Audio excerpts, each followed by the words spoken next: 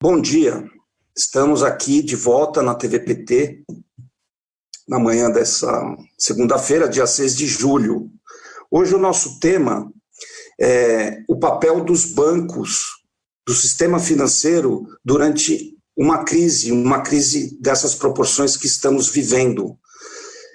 Recebemos aqui, para debater esse tema, Luciano Coutinho, professor de Economia da Unicamp, ex-presidente do BNDES, Banco Nacional de Desenvolvimento Econômico e Social, de 2006 a 2017. 2007 a 2016. Foi o mais longevo presidente do BNDES. E a Lucimara Malaquias, que é diretora do Sindicato dos Bancários de São Paulo, trabalhadora do Santander, que vem aqui falar também para a gente sobre a realidade do trabalho bancário e vai falar de uma campanha internacional, uma campanha sindical internacional que está ocorrendo nesse momento contra as demissões no Santander. O Santander faz propaganda na televisão, diz que ele pergunta assim, o que eu posso fazer por você hoje? A Lucimara vai responder para a gente essa pergunta. Antes, eu gostaria de fazer uma homenagem aqui ao deputado Assis Carvalho, do PT, do Piauí. Ele faleceu ontem, infarto. A gente vai falar hoje aqui de sistema financeiro e de bancos. Ele era bancário, era trabalhador da Caixa e foi dirigente sindical. É uma notícia ruim, queremos manifestar o nosso pesar e a solidariedade à família, em nome do Partido dos Trabalhadores e dos eleitores do Piauí. Uma outra notícia também, que não é nada boa, mas que sempre temos o dever de fornecer aqui, é o quadro atual da Covid-19 no Brasil. Os dados mais recentes apontam que, até amanhã dessa segunda-feira, haviam 64.900 mortes por coronavírus confirmadas. Lembrando que esse número é subnotificado. Há especialistas que dizem que o número deve ser 7 vezes maior. Nesses números oficiais também, concluímos que temos hoje 1.600.000 casos confirmados. Bom, começamos a nossa entrevista com o Luciano Coutinho. Professor, o crédito bancário não está chegando às pessoas nem às empresas, muito embora o governo tenha liberado em março 1,2 trilhão de reais justamente para socorrer o sistema financeiro e fomentar o crédito. Um estudo divulgado essa semana por pesquisadores da USP afirma que a ausência desse crédito é uma das razões mais determinantes para a erosão do mercado de trabalho. Empregos que existiam, empregos formais ou empregos, mesmo sem carteira assinada, mas que tinham uma base permanente nas empresas, estão ruindo por conta dessa falta de crédito. Por que isso acontece? É natural que assim seja, porque, afinal de contas, a gente sabe que durante uma crise as pessoas têm menos recursos, tendem a atrasar a quitação de seus empréstimos, seus compromissos. Isso é natural, devemos aceitar, ou é possível ser diferente? Como é que os bancos deveriam estar agindo nessa crise? Bom dia, professor Luciano Coutinho. Bom dia. Queria agradecer ao convite, é um prazer participar. Quero de antemão me solidarizar com a campanha do sindicato relativo às demissões no Santander. Queria cumprimentar a você, Isaías, e cumprimentar a nossa coparticipante nesse painel, né? Nessa conversa. Para ser bem sintético, normalmente, quando há uma crise muito grave, os bancos puxam o freio de mão. É a atitude de aversão a risco que é intrínseca a um sistema bancário em qualquer lugar do mundo. O que é que pode mudar essa atitude de medo em relação ao risco? É a atuação dos bancos centrais e das autoridades. Você fez referência aí à disponibilização de 1 trilhão, 200 e tantos bilhões pelo Banco Central. Logo no início, isso já no fim de março, início de abril. Eu queria ponderar duas coisas. Primeiro, uma grande parte desse conjunto de medidas nem saiu do papel, mas vamos supor que metade dele tivesse saído do papel, tivesse sido eficaz, nós teríamos realmente uma política bastante suficiente, talvez. Entretanto, né,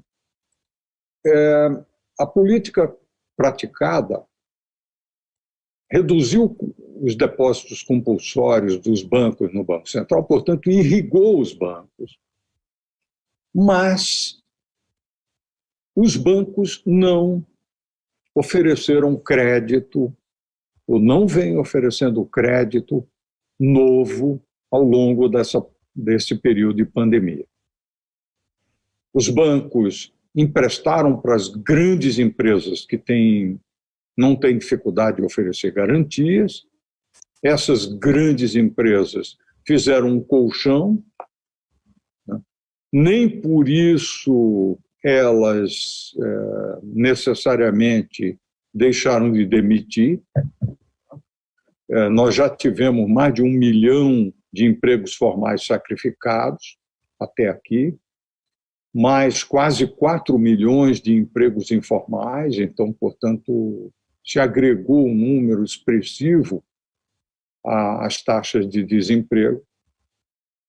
E o fato é o seguinte, é que em abril as concessões de créditos, especialmente as pequenas e médias empresas, caiu. Em maio, os dados que foram dados publicidade pelo próprio Banco Central na semana passada, no dia 26, mostram que as concessões em maio, né, feito o ajuste sazonal, caíram tanto para as pessoas jurídicas quanto para as pessoas físicas, né? Essa queda para as pessoas físicas ao longo do período é mais pronunciada, né, mostrando a atitude extremamente conservadora do sistema bancário. Houve um programa que pareceu, num primeiro momento, promissor para os mais apressados, que foi aquele programa de 40 bilhões para financiar a folha de pagamento das pequenas e médias empresas. Esse programa tinha 85% recursos do Tesouro Nacional emprestados diretamente ao Banco Central, que, por sua vez, transferiria para os bancos operarem essa linha. Os bancos deveriam correr 15% do risco. O governo tabelou o spread, na verdade, o crédito deveria ser oferecido à taxa Selic e, na verdade, ao longo de abril, uma proporção ínfima desses 40 milhões, apenas 1 bilhão e pouco, foi efetivado.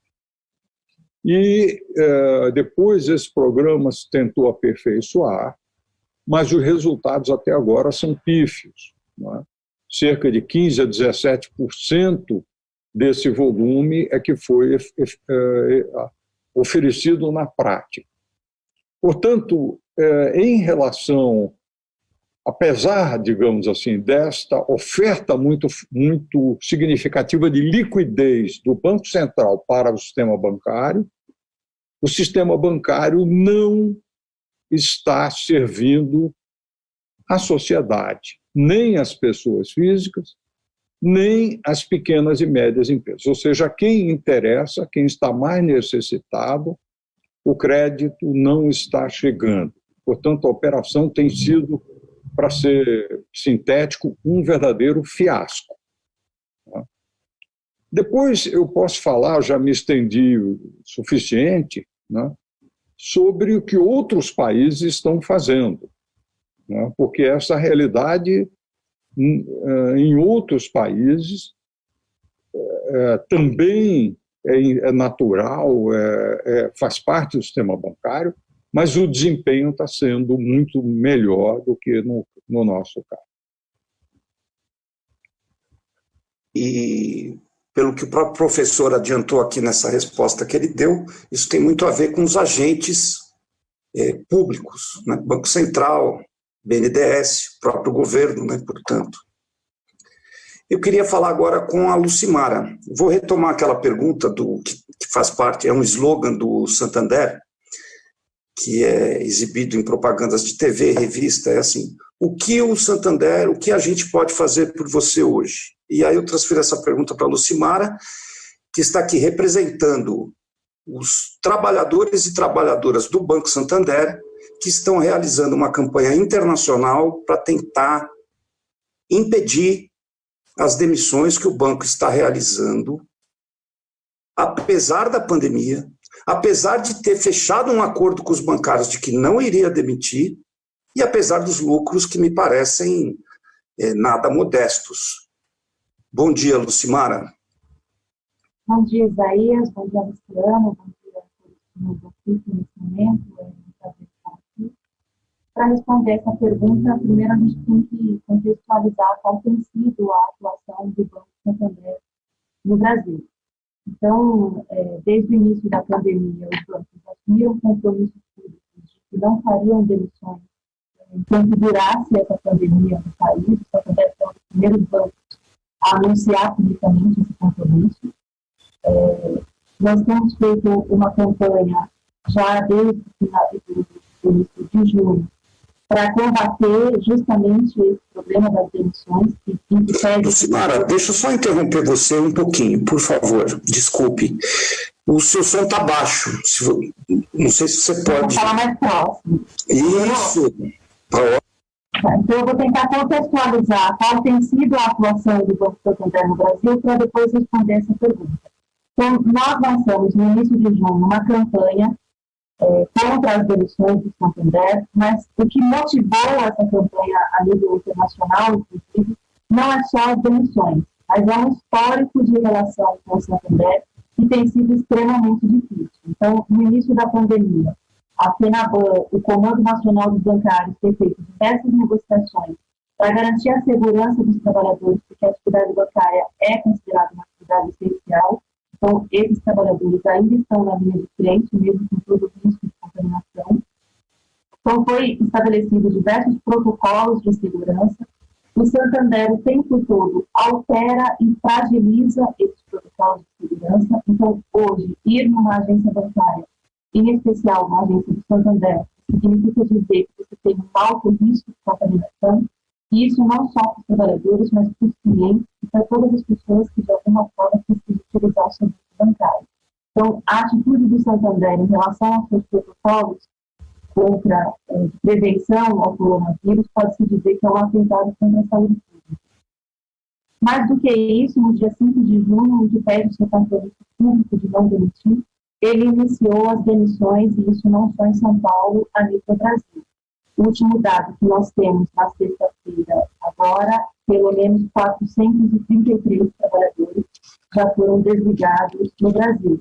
Lembrando que esse número ele é subnotificado, porque a partir da reforma trabalhista de 2017, as homologações não são feitas mais nos sindicatos, então a gente só consegue monitorar quando o trabalhador entra em contato com o sindicato e informa a sua demissão. Então, esse número ele pode ser N vezes maior. Então, esse slogan do Santander, o que eu posso fazer por você hoje, ele pode começar baixando os juros, reduzindo as tarifas, ofertando crédito responsável e consciente para pequenas e médias empresas e, principalmente, cessando as demissões e cumprindo com o seu compromisso público com a sua responsabilidade social que seria não aumentar e não agravar ainda mais a crise econômica do país.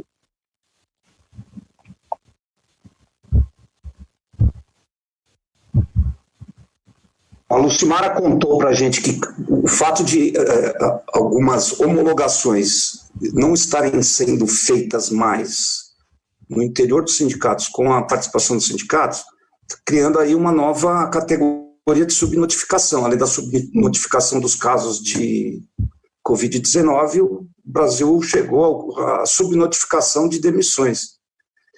Nós vamos falar mais sobre isso, sobre os desafios do movimento sindical nesse momento em que o Brasil é regido por uma nova legislação trabalhista que o governo chamou eufemisticamente de reforma trabalhista, mas os sindicalistas costumam chamar de deforma trabalhista.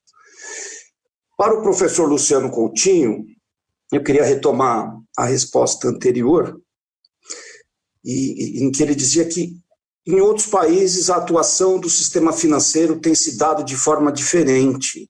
Os bancos têm sido mais cooperativos, têm feito o seu papel durante a crise em outros países. Quais são esses países? Gostaríamos de saber disso, até porque a imprensa não fala dessas coisas. Olha, eu queria retomar um ponto, assim. O sistema bancário, em crises, é avesso a tomar risco. Então, é necessário que o Banco Central e o governo criem as condições para que os bancos possam, tanto os bancos públicos quanto os bancos privados, possam suprir essa falha. É uma falha de mercado conhecida. Né? Eu vou dar um exemplo da Alemanha. A Alemanha tem um grande banco de desenvolvimento, o KfW, que tem trabalhado intensamente para suprir a lacuna de crédito para as pequenas empresas, com sucesso. Por quê? Porque ele recebeu um volume de garantias do governo. Ou seja, opere, ofereça o crédito e nós daremos garantias, ou seja, nós mitigaremos o risco das suas operações. É um exemplo de um banco público que está funcionando. Aqui no nosso caso, por exemplo, foram criados, no meu período no BNDES, nós criamos um fundo de garantia, um fundo garantidor de investimentos. O Banco do Brasil, por sua vez, tinha um fundo garantidor de operações, o FGO, o do BNDES chamava FGI. Esses fundos haviam sido esvaziados, né? E o governo demorou a entender a natureza do problema, demorou a reforçar o capital desses fundos que haviam sido esvaziados, e só recentemente é que está tentando oferecer, através desses fundos, as garantias para o crédito à pequena empresa. Né? Esse fato foi reconhecido publicamente pelo próprio ministro da Economia, né? De maneira que houve uma falha na compreensão e uma lentidão em endereçar o problema crítico, que é o problema de mitigação do risco. Né?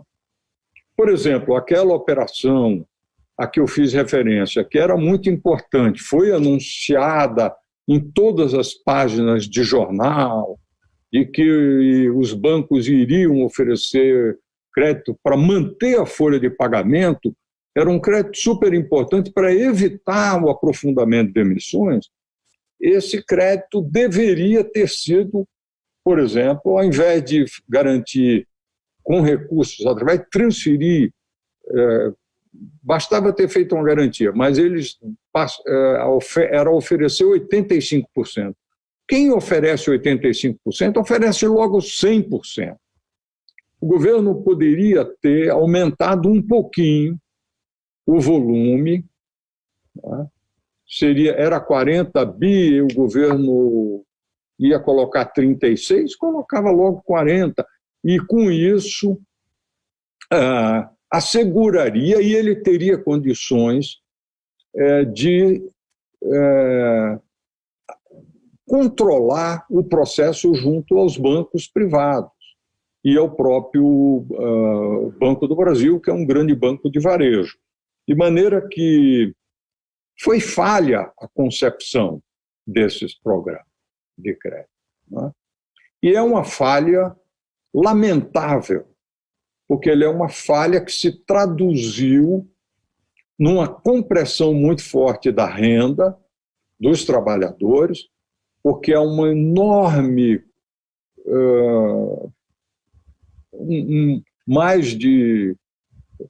nesse momento, cerca de 1 terço a 40% dos trabalhadores com jornada reduzida e com salário reduzido, ou seja, uma enorme compressão da renda familiar dos trabalhadores. Em alguns casos, o desespero foi subindo, as empresas começaram com 50%, 25%, agora muitas estão trabalhando com 75% de redução de salário, né? Mostrando que as empresas produtivas elas ainda têm fazem alguma tentativa de manter especialmente os trabalhadores mais qualificados, né? Mas nós temos uma situação dramática por conta de uma concepção inepta do programa de crédito, né? Na verdade, em vários países da Europa, o crédito à atividade bancária é considerada uma forma de serviço público, de concessão. É uma tarefa de interesse público, especialmente nas recessões, né? O sistema bancário não deveria ser entendido como uma atividade meramente e puramente privada, embora tenha lugar, sim, é importante que existam bancos privados, mas nas recessões os bancos deveriam cumprir um papel de solidariedade em relação à sociedade, né? Eles deveriam ter uma responsabilidade de natureza pública, né? E eu creio que isso falta, essa compreensão falta de maneira clara ao sistema brasileiro. Professor, eu queria só aproveitar e permanecendo nessa sua resposta, é difícil acreditar que esperar a boa vontade dos bancos possa ter um bom resultado. Precisa haver algum tipo de intervenção aí dos poderes públicos. Como poderia estar acontecendo hoje? O governo poderia ter liberado esses 40 bilhões diretamente para os bancos públicos, sem a intermediação do sistema privado, ou bastava ter oferecido a garantia dos 100%, em lugar de ter oferecido só 85%, isso já funcionaria? Olha, eu creio que, considerando a natureza da pandemia, né, o papel dos bancos privados é relevante também. Eu diria que hoje os bancos privados voltaram a ter um papel majoritário, né? Alguns anos atrás, os bancos públicos tinham um pouco mais da metade do crédito total. Então, é necessária a participação dos bancos privados, né? De um lado. De outro lado, o BNDES é um grande banco, mas ele é um banco de atacado, ele é um banco, né, que o BNDES não tem rede de agências, ele não consegue atender ao varejo de uma forma comparável, por exemplo, ao Banco do Brasil ou à Caixa Econômica Federal, que tem grandes redes de agências. Depois, não necessariamente todas as pequenas empresas têm conta no Banco do Brasil ou na Caixa. Muitas pequenas empresas têm contas apenas em bancos privados e muitas vezes dependem de um único banco. De maneira que essa ação teria que ser uma ação cooperativa, amigável, mas compreendendo todo o sistema bancário. Eu acredito até que eu daria o benefício da dúvida. Eu não vejo por que não os bancos, todos os bancos privados e públicos, não viessem a colaborar com um programa que tivesse sido bem concebido. Eu creio que foi uma pequena mesquinharia de, ao invés de garantir 100%, garantir só 85%, né?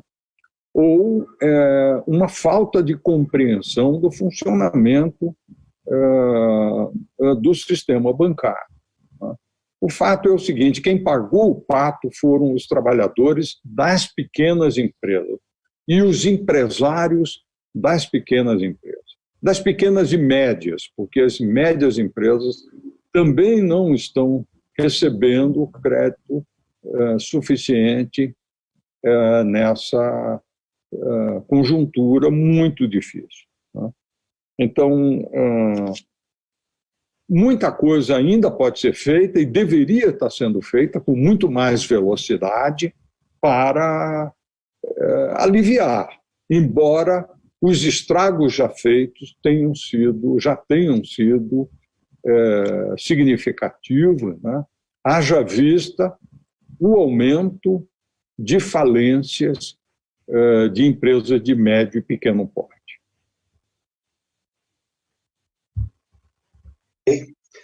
Lucimara,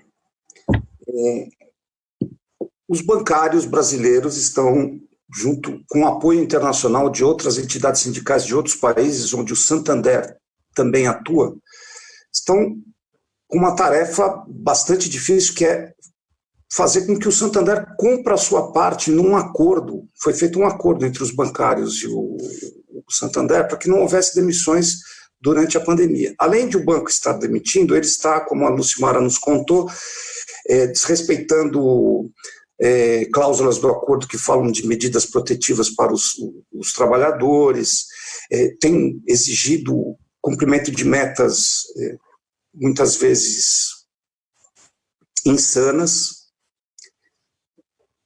Eu queria saber como que um sindicato consegue fazer uma empresa tão poderosa, uma multinacional tão poderosa, cumprir o seu acordo. Que tipo de estratégia o sindicato pode utilizar?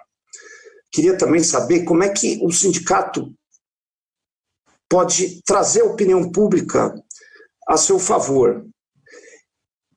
Queria saber se os outros bancos têm agido dessa mesma forma, se os outros bancos, Itaú, Bradesco, também estão agindo como Santander nesse momento. E eu queria também aproveitar e perguntar se existe em algum lugar no mundo, em algum outro país,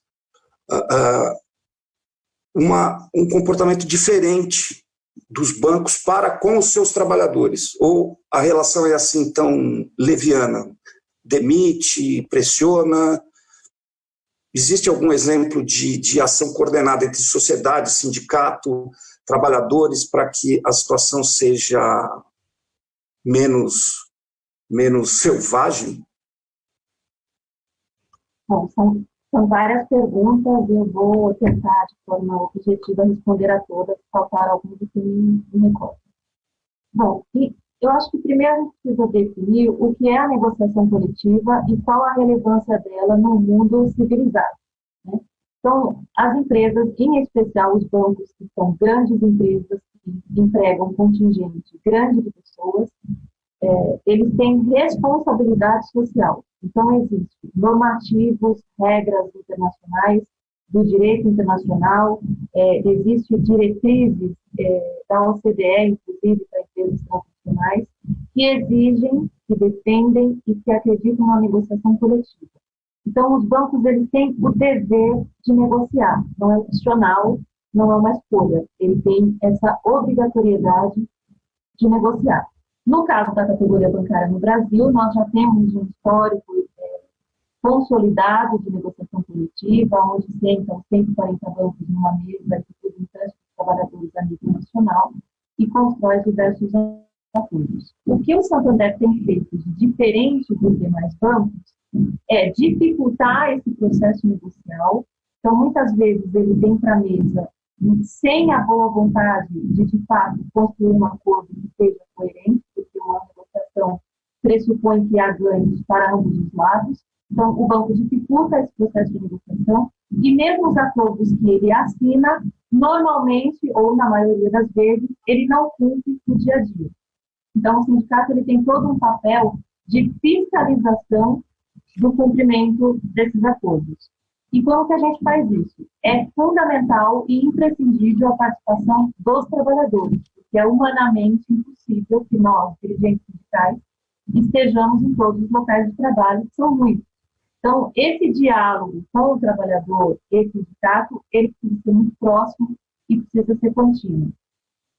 Aí você me pergunta sobre se há, em algum país, algum exemplo de relação dessa negociação coletiva.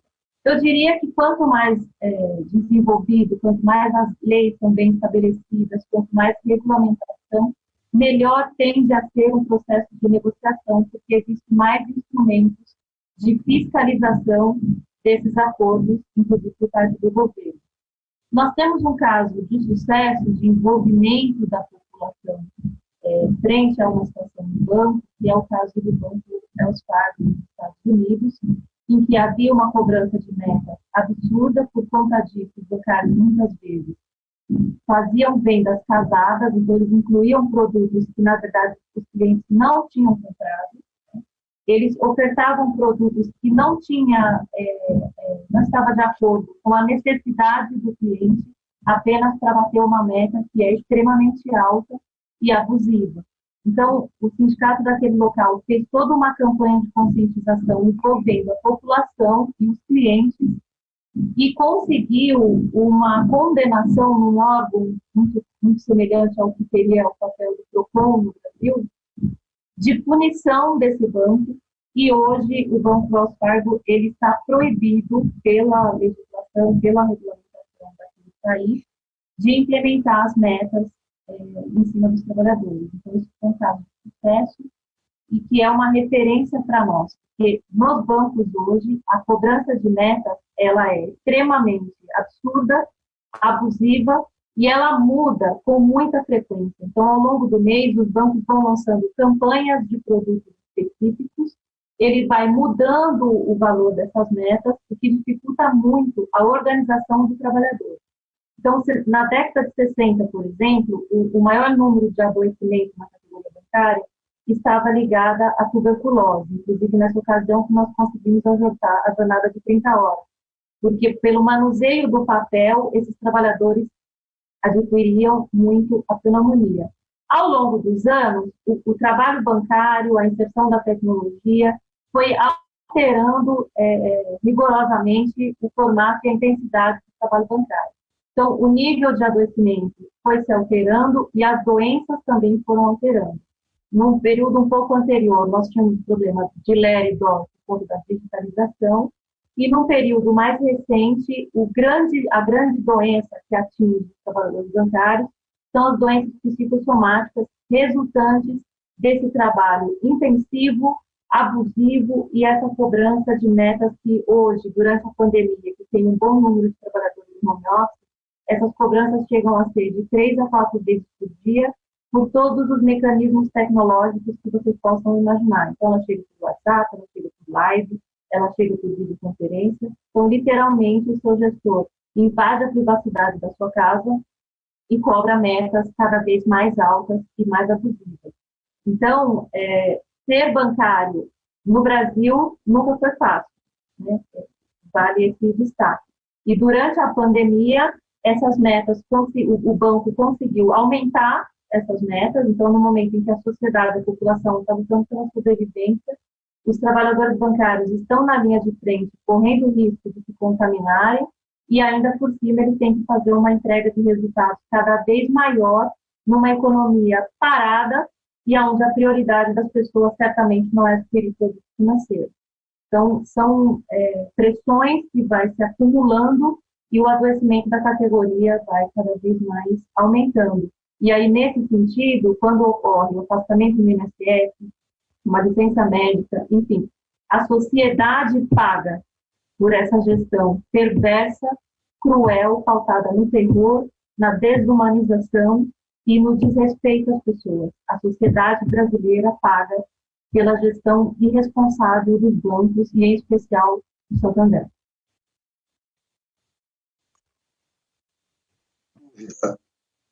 Quando o bancário ou a bancária não conseguem atingir as metas estabelecidas pelo banco, qual é o tipo de punição que o banco costuma aplicar? Tem punição? O que acontece? Primeiro, há uma exposição continuada desse trabalhador, o que já configura assédio moral e já causa uma porção de problemas psicológicos. Então, ele é o tempo todo exposto. Você tem reuniões por vídeo ou presencial antes da pandemia que expõem os melhores e os piores o tempo todo, em que pese a gente ter cláusulas no acordo coletivo, que não pode haver ranking, não pode haver exposição dos trabalhadores. Isso acontece o tempo todo, então é um mecanismo de te expor e de te responsabilizar. Eu acho que essa é uma questão extremamente importante. Os bancos, eles individualizam a responsabilidade pelo resultado do todo. Então, ele não entende que a economia está parada, que a população está com outras prioridades, que existe crise no mundo, que existe crise no país. Ele continua implementando e cobrando metas como se estivéssemos numa situação de normalidade. E mesmo se estivéssemos numa normalidade, as metas já são elevadas. Então, além dessa exposição, que ela é constante, permanente e intensa, você tem, sem dúvida, o risco da demissão. Então, nós tivemos aí um pouco mais de 2 meses em que os trabalhadores bancários não estavam sendo desligados, o que dava trazia um pouco mais de equilíbrio e de conforto, e a partir do dia 5 de junho iniciou as primeiras demissões no Santander. Lembrando que ele foi o primeiro banco a iniciar as demissões durante a pandemia. Então, quando ele faz essas demissões, outros pequenos bancos também já iniciou o processo de demissão, mas entre os 5 maiores bancos do país, só o Santander tem efetuado o desligamento, dando um número extremamente elevado. Então, sem dúvida, essa pressão, a exposição e as demissões são aí mecanismos de pressão e de estresse elevado para os trabalhadores.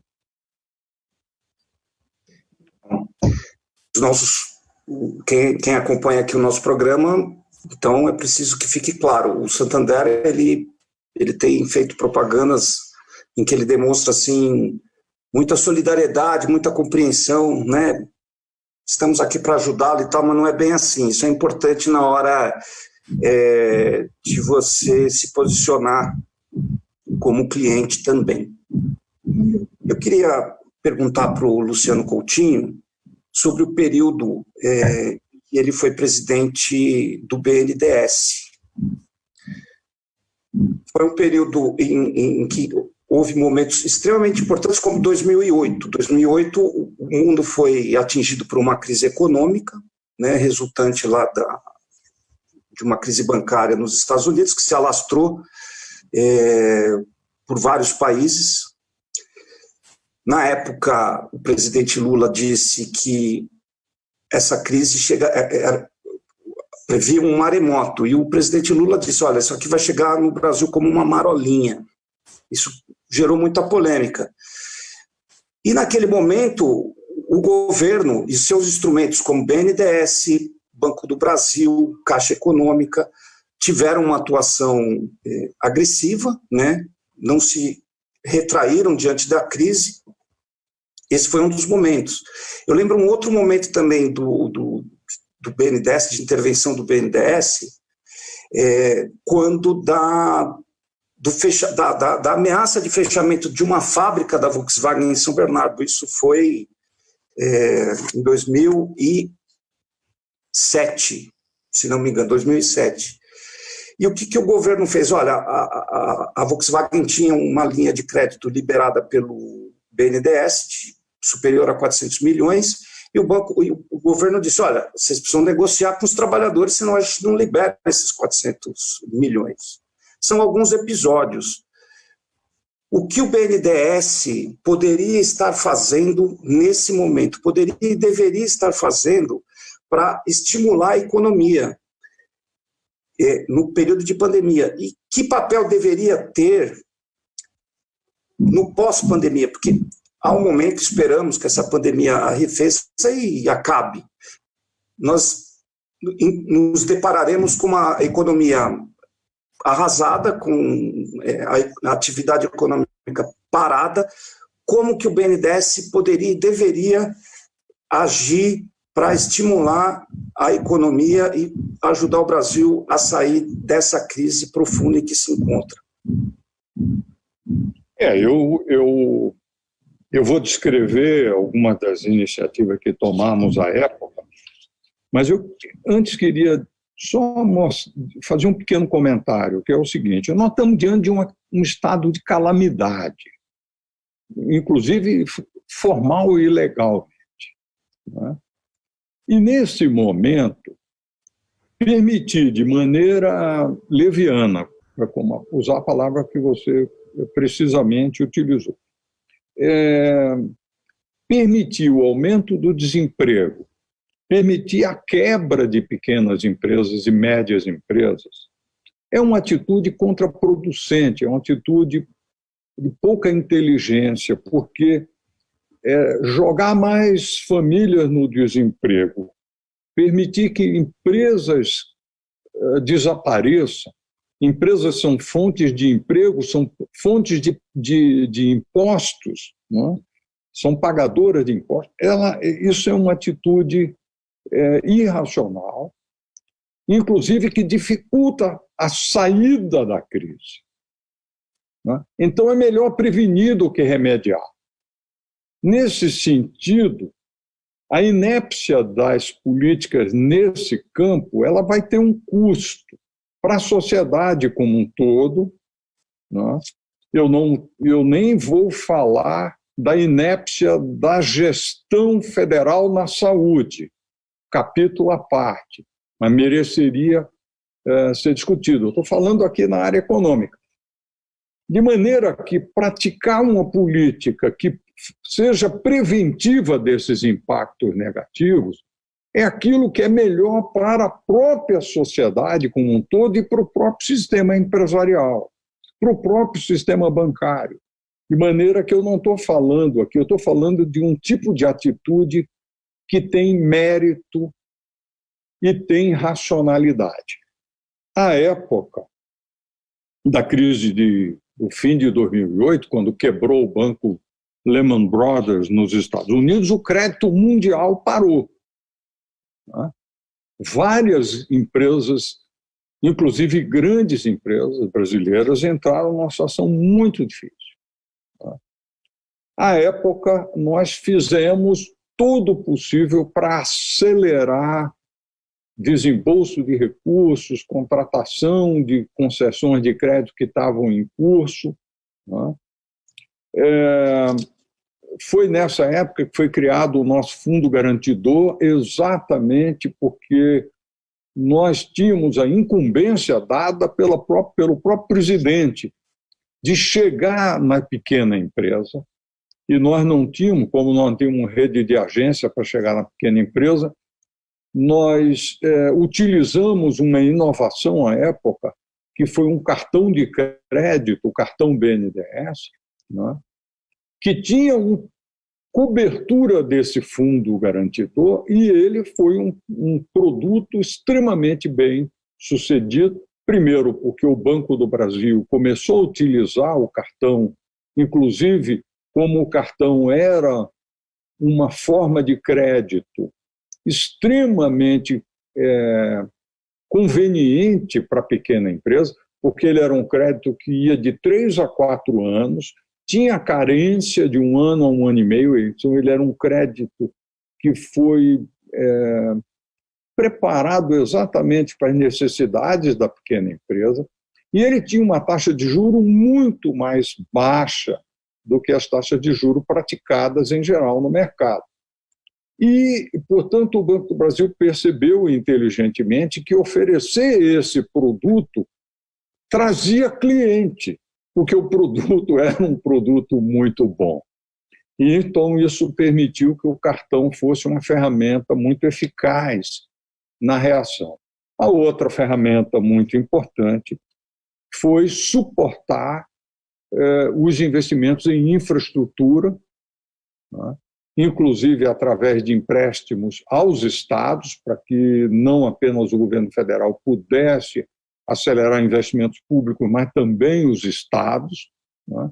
E aí os estados do Nordeste, inclusive, tiveram prioridade, porque eles estavam sofrendo mais com a queda de receitas.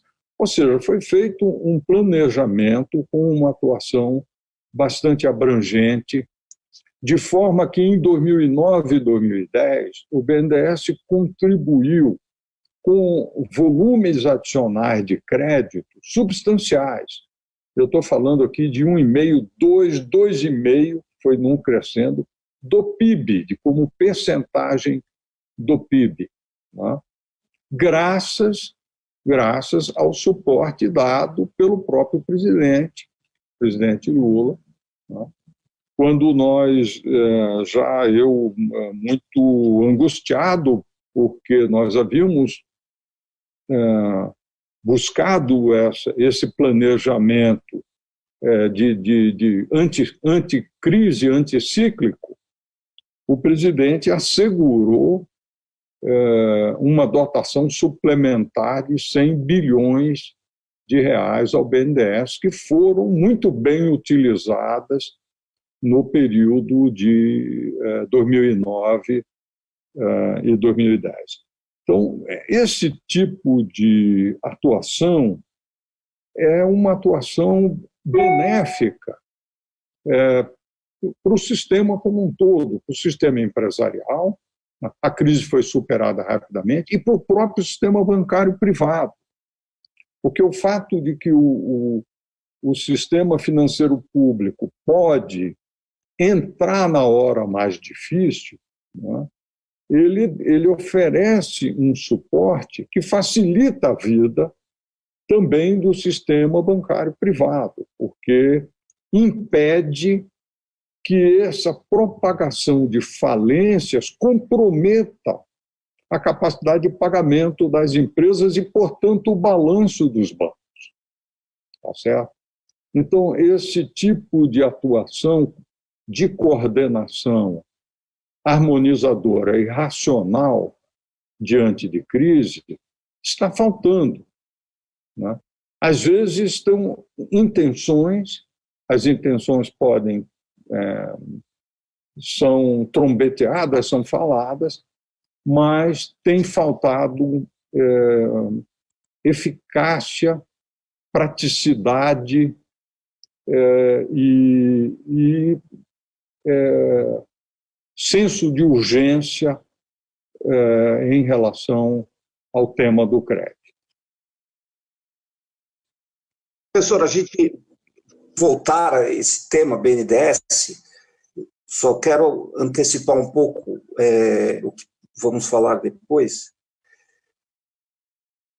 O BNDES depois foi muito atacado, ele sofreu uma campanha, diria até difamatória, que depois ficou comprovada que era uma campanha falsa, tudo no sentido de retirar o BNDES do mercado, retirar a ação do BNDES do estímulo à atividade econômica. E hoje nós temos um governo, e precisamente um ministro da Economia, que fala o tempo inteiro que não tem dinheiro, precisamos cortar, gastamos demais, gastar demais é ruim, depois nós vamos falar disso. Eu queria perguntar para a Lucimara qual é hoje essa coisa da concorrência interna, né? Os bancos, ao adotarem essa lógica de pedir metas abusivas, expor, às vezes até ridicularizando os trabalhadores perante os outros, porque não conseguiu fazer o número de vendas igual aos demais num determinado período, isso tudo vai provocando uma luta, né? Uma luta entre os iguais. E a ação sindical, ela é norteada por uma outra lógica, que é a lógica da cooperação, da ação coletiva. Como vocês têm lidado com isso numa época de hipervalorização da concorrência, do sucesso pessoal, diria até do sucesso a qualquer preço? Como que o movimento sindical bancário está lidando com esse ambiente de cada um por si? Olha, primeiro que o critério da meritocracia, né, a lógica da meritocracia, da individualidade, ela impera na sociedade como um todo, né, em todos os segmentos, eu diria. Dentro dos bancos, essa lógica ela é incentivada e fortalecida o tempo todo. Então, inclusive o Santander alegou que as demissões foram feitas por ajustes econômicos necessários para dar mais dinamismo à instituição, e que um dos pilares basilares da instituição é a meritocracia e o reconhecimento dos melhores desempenhos. No dia a dia, isso se reflete dentro da instituição num ambiente altamente competitivo, onde você coloca um contra o outro. E, nesse sentido, o banco ele tenta desconstruir e desfazer o conceito de classe, o conceito de conjunto, o conceito de colaboração. Então, o tempo todo, o desafio do movimento sindical é conscientizar esse trabalhador de que, primeiro, ele é um trabalhador. E, segundo, que não existe caminhos possíveis se não for a negociação, se não for a organização coletiva. Então, qualquer mecanismo que seja individual de se proteger, de se defender contra o que o banco faz, ele tende a não ter sucesso, ou ele pode ter sucesso por um período, e depois ele deixa de ser válido. Então, nós o tempo todo tentamos desconstruir que esse conceito da meritocracia não é o caminho. Sem dúvida, não é fácil, porque a gente, como eu disse, isso é um valor que está na sociedade. Então, eu diria que ser sindicalista e fazer ação sindical é um ato de resistência e de muito idealismo, né? Que é tentar desconstruir justamente uma ideia que já está enraizada na sociedade. Sem dúvida, é um desafio enorme, mas que é extremamente gratificante e relevante quando a gente consegue, né? Então, a categoria bancária ela é um exemplo, sim, de organização, de negociação coletiva. Nós temos acordos que são referências internacionais de organização e que é fruto desse processo constante do sindicato de diálogo, de repensar e de tentar construir novas bases para essa sociedade. E fica aqui o convite para que todos participem disso, que não é uma tarefa, uma responsabilidade só do sindicato, só dos partidos, só de determinadas organizações. É uma tarefa para a sociedade, repensar a rota, né? Repensar como que nós temos agido diante de tudo que está acontecendo. Acho que a pandemia, ela acaba colocando isso, né? A necessidade de repensar a nossa atuação de maneira coletiva. E eu também quero aqui já aproveitar e pedir, se for possível, para colocar o link da campanha internacional contra as demissões do Santander aqui no vídeo, pedir que todos que estão nos assistindo assinem essa petição internacional, que foi organizada pela Uniglobal Union, que é um sindicato internacional que atua em mais de 120 países, do qual os sindicatos bancários de São Paulo e a Contrato são associados. Enfim, é o momento de nós nos envolvermos enquanto sociedade, que a postura do Santander, ela não afeta só os bancários do Santander, ela afeta todos os trabalhadores do ramo financeiro e toda a sociedade que, de alguma forma, paga essa conta em algum momento. Então, é mais do que urgente a necessidade do envolvimento de todos. Então, assinem, passem para os familiares, para os parentes, para os amigos, enfim, é hora da gente debater qual é o papel social dos bancos em frente à pandemia, frente à crise que está instalada. Professor, pega o gancho deixado pela Lucimara, qual é o papel social dos bancos? E aí voltamos a falar de BNDES. BNDES é um banco criado em 1952, uma época em que o Brasil investia bastante na sua industrialização. Um período de crescimento, foi, né, um período em que o Brasil desfrutava, inclusive o brasileiro tinha uma autoimagem de si bem mais positiva do que desfruta hoje. É um banco que tem o papel de incentivar a atividade econômica e fortalecer empresas brasileiras. No entanto, ao final de 2016, já em 2015, houve uma campanha muito grande colocando em xeque a atuação do banco, sob sua presidência, inclusive. Houve investigações, acusações. Logo depois, o atual governo, que foi eleito dizendo que ia abrir a caixa preta do BNDES, gastou 48 milhões para uma auditoria externa, vasculhar o BNDES, não encontrou absolutamente nada errado. É uma das acusações mais descabidas já feitas, e acho que nunca houve um pedido de desculpas na mesma proporção.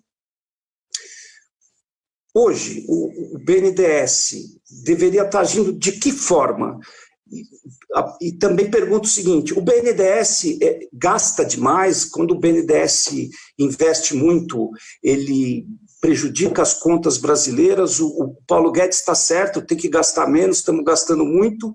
E outra oportunidade, aproveitando a sua presença, quero aproveitar a oportunidade de perguntar se é verdade que o BNDES emprestou dinheiro para outros países, em vez de investir dinheiro no Brasil. E quero também aproveitar e fazer uma última pergunta nesse bloco, que é a seguinte: você, professor, voltaria para o serviço público se fosse convocado? Olha, nós estamos terminando o programa, né? Então você me fez uma pergunta, eu agradeço a pergunta. Assim, olha, realmente foi feita essa auditoria, uma auditoria extensa, detalhada, por um experiente escritório internacional, e não encontrou nada. Eu fiquei, obviamente, eu tinha certeza disso, mas é importante ressaltar isso. Agora, queria dizer primeiro o seguinte: o BNDES é um banco extremamente profissional, com quadro técnico de alta qualidade, extremamente lucrativo. Embora ele funcione com spread muito mais baixo do que o resto do sistema bancário, ele tem uma carteira de suporte ao setor empresarial, a grandes projetos. Também eu mencionei o cartão de crédito para pequena empresa, e ele fez muitos investimentos altamente rentáveis. O BNDES era um dos maiores, se não o maior, contribuinte na forma de dividendos pagos à União, portanto, pagos à sociedade brasileira. O lucro do BNDES ia para o Tesouro Nacional, que era dinheiro de todo o povo brasileiro. Então, ele não precisava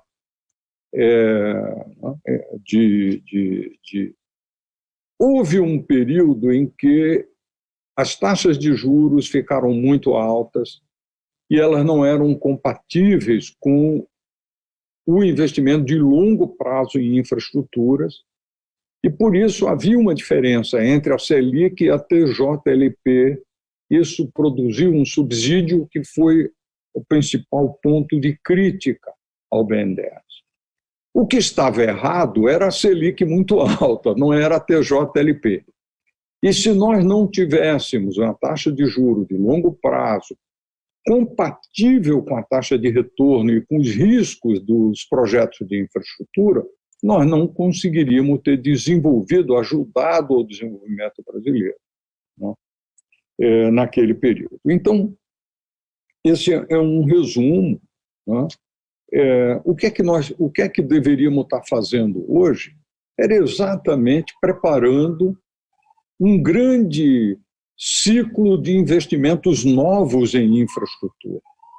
Porque nós vamos sair dessa calamidade numa situação em que a sociedade vai estar machucada, o desemprego vai estar, infelizmente, mais alto, as famílias vão estar forçadas à contenção dos seus gastos, né? O crédito vai estar escasso porque o sistema bancário é cauteloso por natureza, vai estar olhando o desemprego, vai estar olhando a ociosidade grande no setor produtivo. Então, o comércio mundial está prejudicado, a expectativa é de que a exportação, salvo eventualmente do agronegócio para a China, não será um fator de recuperação econômica. Então, ou bem se estrutura um grande ciclo de investimentos, né, públicos ou induzidos pelo setor público, ou a economia não sairá de uma longa e penosa crise econômica. Ora, para fazer e suportar esses investimentos, será necessário um banco público ou o papel de um banco de desenvolvimento como o BNDES. Então, seria necessário restaurar o tamanho e a capacidade do BNDES e reverter essa política que quer transformar o BNDES num mero assessor, num mero prestador de serviços e voltar a emprestar, especialmente para a infraestrutura, na escala necessária à recuperação econômica. É isso, em síntese, o que eu vejo. E, tendo dito isso, eu queria também me solidarizar mais uma vez com tudo que foi dito pela Lucimara, pela luta do sindicato. Neste momento de calamidade, não é uma atitude socialmente irresponsável, processos de demissão, né, que, obviamente, quando podem ser feitos em momentos de expansão econômica, as pessoas podem se encontrar novos empregos, podem dentro do próprio setor, etc.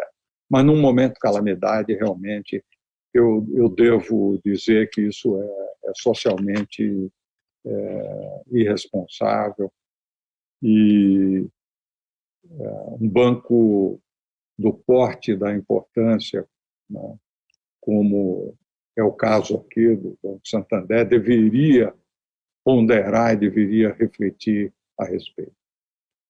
Agradeço a oportunidade, né, e quero deixar o meu abraço aí a Lucimara, a você, e dizer que foi uma honra participar desse programa. O professor Luciano já está fazendo a sua consideração final, porque de fato a gente combinou que íamos terminar ao meio-dia e já passamos um pouco. Eu queria então pedir para a Lucimara fazer também suas considerações finais e queria convidar você que está nos assistindo a sintonizar a TVPT novamente às 19 horas. Vamos discutir questão policial, segurança pública, com Luiz Eduardo Soares e o Benedito Mariano, dois especialistas importantes da área. E, Lucimara, suas considerações finais, por favor. Eu quero me solidarizar com as mais de 60 mil famílias enlutadas no país por conta do coronavírus. Minha solidariedade a todas as pessoas, agradecer pela oportunidade de estar aqui no programa e dizer mais uma vez da importância dessa campanha internacional, da participação, do envolvimento de todos, deixar bem claro, não sei se ficou claro ao longo do programa, o quanto os bancos são lucrativos, mesmo em momentos de crise. O Santander alcançou no primeiro trimestre, no segundo trimestre de 2020, já em meio à crise, 3,3 bi de lucro líquido, se beneficiou desses 1 trilhão de repasses do governo federal e a contrapartida que ele tem dado à sociedade é demissões, é taxas de juros cada vez mais altas. Então, novamente, fazer um apelo para que as pessoas participem dessa campanha, para que as pessoas tentem ao máximo compreender o que está em discussão, né? As pessoas às vezes têm o senso comum, acham que o trabalhador bancário ele é um trabalhador privilegiado, porque ele tem uma estrutura física confortável, então as pessoas acham que é um trabalho fácil. E não é, né? Esses direitos, esses confortos que a categoria tem, é resultado de muita luta, de muita negociação coletiva e de muita mobilização ao longo dos anos.